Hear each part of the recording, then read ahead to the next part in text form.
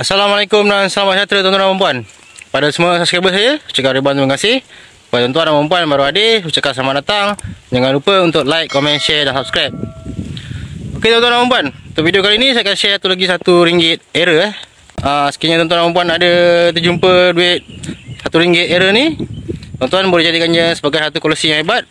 Ataupun sekiranya tuan-tuan dan puan nak jual, tuan-tuan dan puan boleh jual dengan saya. Saya sudi membelinya dengan harga RM100. So jom kita tengok macam mana rupa RM1 error kali ni.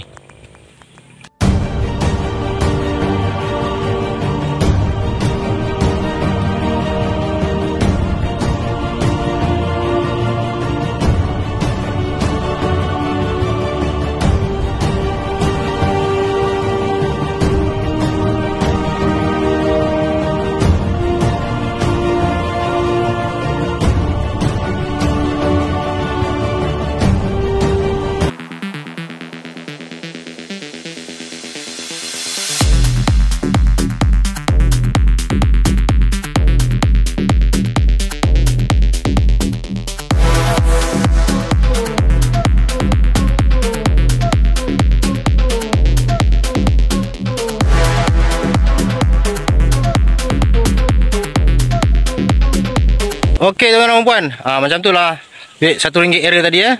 So sekiranya tuan-tuan dan puan jumpa, tuan-tuan dan puan boleh hantar gambar situ tembak di Messenger ataupun Telegram Nazif Falak Channel. So kita boleh bincang tengok dulu macam mana rupa dia.